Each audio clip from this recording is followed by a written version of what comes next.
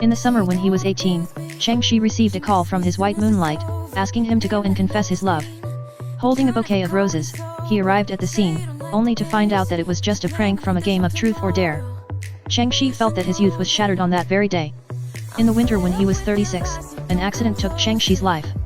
Looking back on the 7 years he had wasted on his white moonlight, he still couldn't let it go. However, he was reincarnated and went back to that summer when he was 18. In this lifetime, he decided not to be a bootlicker anymore. He regained himself and then encountered a precious girl who was worth cherishing for a lifetime. But just when their relationship was getting better and better, the white moonlight came chasing after him again. Xiao Cheng, why are you ignoring me? Chapter 3, So She's Not a Mute.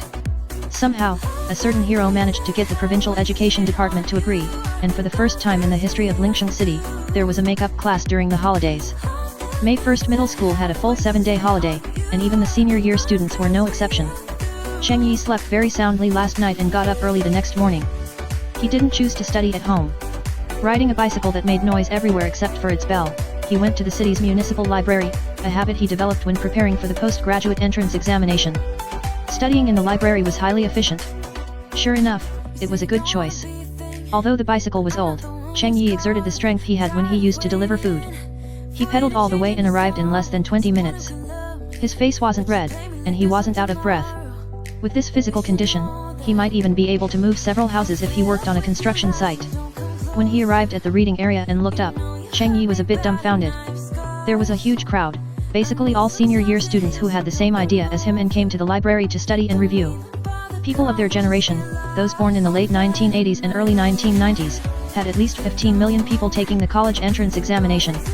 It was impossible to say that there was no competition. Am I late? Cheng Yi searched for a long time but couldn't find a seat. Just as he was about to leave, he caught a glimpse of an empty seat by the window in the corner of his eye. According to past experience, seats by the window in the library were usually occupied first. This empty seat seemed very strange. Cheng Yi was suspicious in his heart. There was a girl sitting in the empty seat. Her appearance was extremely beautiful, and her temperament was cold and ethereal. Xiaoning was already beautiful enough, but compared to this girl, she was just so-so. She was plain, really plain. She was wearing a loose coat, yet it couldn't completely hide her curves. She was neither too thin nor too plump. If she gained or lost a single pound, it wouldn't be that perfect. She had a face like a femme fatale, with creamy skin that, under the sunlight, glowed like mutton fat jade. This kind of beauty was rare. In the past, Cheng Yi, like most people, definitely wouldn't have dared to sit next to her. At most, he would pretend to be nonchalant, walk past her, and then steal glances at her from the corner of his eye. If this girl noticed, his heart rate would definitely soar to at least 120, and his ears would turn red. Now, though. He walked straight to the girl and habitually asked, "Classmate, is this seat taken?" The girl was obviously a bit surprised when she heard Cheng Yi talking to her. She glanced at him but didn't say a word. Could she be a mute? Cheng Yi simply sat down directly. If someone came, he would just get up and leave. It wasn't a big deal. The process of doing exercises was very boring. Cheng Yi would occasionally look up at the cold and aloof girl beside him. She was really a sight for sore eyes. As the ancients said, there is beauty in books, and it turned out to be true. Today, Cheng Yi didn't need to look for it in books, the beauty was sitting right next to him. 20 minutes later, when Cheng Yi finished a set of comprehensive science papers, the girl raised her book, covering most of her face. Only then did Cheng Yi see clearly what book the girl was reading. It was a children's book, and it was an illustrated version, The Cat Who Lived a Million Times. Cheng Yi had an impression of this book. He had bought it for his 10-year-old niece before. After the little girl finished reading it, she seriously told him, "Uncle Cheng, don't buy me such childish books in the future." Cheng Yi simply took it over and read it himself. A tabby cat lived a million times and died a million times, which made it lose interest in everything until it met a beautiful white cat. The tabby cat and the white cat had a happy life for a while. After the white cat died, the tabby cat also died of sadness. This time, it never came back to life. For a 10-year-old girl, this kind of story was indeed a bit childish. But for 36-year-old Cheng Yi, it was just right. Cheng Yi couldn't help but smile. The girl was obviously the cold and aloof type, but she also had a shining childish heart. The little girl covered her face with the book, so Cheng Yi naturally couldn't see her expression. After finishing a set of comprehensive English papers with his head down, Cheng Yi took out biscuits from his school bag to eat. It was a very rare brand called Little Bear Biscuits. The taste was very strange, and not many people liked it.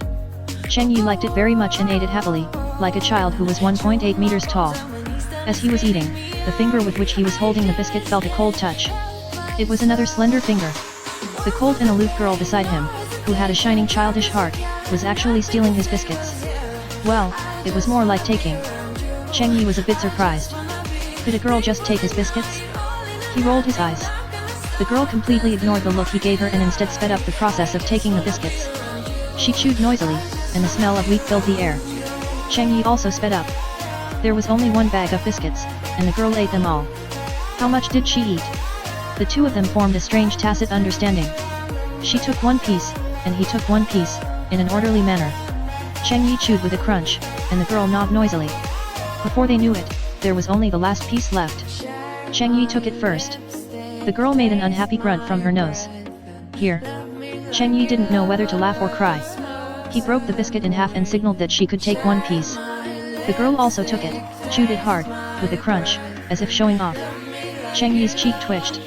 What kind of person is this? The girl started coughing violently. She ate too fast and choked. Cheng Yi shook his head, took out a bottle of unopened Nongqiu Spring from his school bag, opened it, and made a motion to hand it to the girl. When the girl reached out to take it, Cheng Yi took it back and drank it himself first. Gulping it down, he was extremely happy. After drinking more than half of it in one go, he let out a satisfied sigh. Ah, Nongqiu Spring is really sweet. The girl glared at Cheng Yi. Cheng Yi smiled, put all his books into his school bag, hummed a cheerful tune, and got up to leave. The girl coughed even more severely. After Cheng Yi left, UK Wei, who finally stopped coughing, clenched her fist tightly. If she knew how to swear now, she would definitely have cursed that guy out just now. It was okay that she stole his biscuits to eat, but in the end, he actually deliberately teased her. She didn't have the mood to continue reading. She packed her things and prepared to put them in her school bag. When she unzipped her backpack, UK Wei was stunned. Inside, there was a complete, unopened bag of little bear biscuits lying there. Could it be that the biscuits I ate just now were his? The girl's face turned red instantly. Early the next morning, UK Wei came to the library early. When she saw that Cheng Yi was indeed sitting in the same position as yesterday, she secretly breathed a sigh of relief and quietly sat down next to him. She didn't say a word. She didn't know how to organize her words. She had no experience with this kind of thing. When Cheng Yi finished a set of Chinese papers and was about to take out snacks from his school bag to replenish his energy, UK Wei's eyes lit up. She took out a box of French petit fours from her school bag and pushed it in front of Cheng Yi. She still didn't say a word. Well, are you still a mute? Cheng Yi asked with doubt. What's the matter? Because you took my biscuits yesterday, are you compensating me? UK Wei's cheek turned red, and her rosy lips moved, but she still didn't say anything. This made Cheng Yi even more certain of his guess. Since you don't want to talk, if it is, you nod. If not, you shake your head. UK Wei nodded. Could she have become mute? Well, it doesn't matter. Anyway, not talking is also good. Cheng Yi took the box of French petit fours and ate them one by one. UK Wei obviously hadn't seen anyone eat like this before. There was a flash of surprise in her autumn water-like eyes. Cheng Yi was very proud and finished the box of petit fours. Thinking that it was only polite to reciprocate, he took out a bag of spicy strips from his school bag, opened it, and asked the mute girl if she wanted to eat. There was a flash of doubt in UK Wei's clear and beautiful eyes. You haven't even eaten spicy strips before, have you?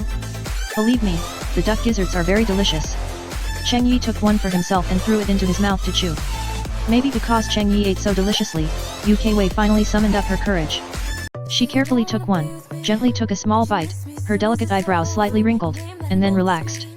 After swallowing it, she stuck out her tongue and made a hissing sound. It was a bit spicy. Cheng Yi looked at her with disdain. You're probably not a real Sichuan's. You can't even handle this little bit of spiciness. This sentence successfully aroused UK Wei's competitive spirit. She pursed her lips, summoned up her courage, and took a big bite. After swallowing it, she hissed even louder. In her originally cold pupils, there also emerged obvious pleasure. Her phoenix eyes narrowed into crescent moons, just like a crescent. The 7-day-long holiday of May 1st passed unknowingly, and there was only the last day left. Cheng Yi spent every day in the library doing exercises, and UK Wei also came every day. The only way the two of them communicated was by sharing snacks with each other. Over time, their relationship was established like this. Cheng Yi regarded UK Wei as a little mute. Most of the time, he was the one talking, and UK Wei only needed to nod or shake her head.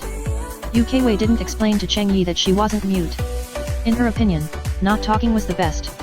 Cheng Yi was naturally talkative. After experiencing so much, he happened to have a strong desire to talk. During these days, he told UK Wei a lot of things. Many of them were his embarrassing stories, and of course, more were his life experiences. Every time, he started with "I have a friend." UK Wei was definitely a perfect listener.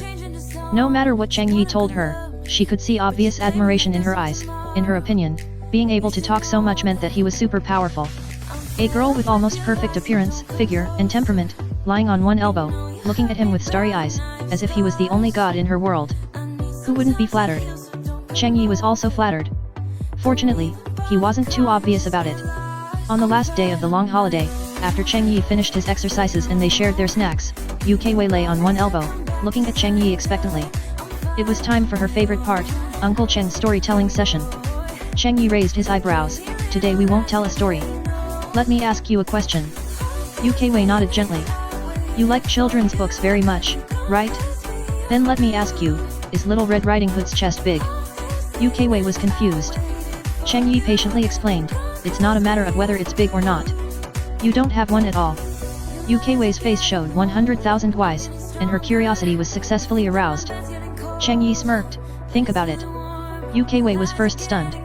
When she reacted, the flesh on her cheek turned red at a visible speed, spreading all the way to her crystal-clear jade-like earlobes.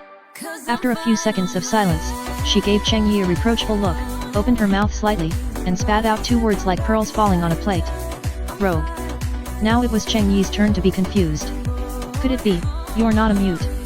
UK Wei smiled. In her beautiful pupils, there was a little bit of mischievousness and 7 parts shyness as she said the sentence with the most words she had spoken in these days. Student Cheng Yi from Class 6, Senior Grade 3, I'm UK Wei from Class 1, Senior Grade 3. For more exciting content, please listen to the next episode.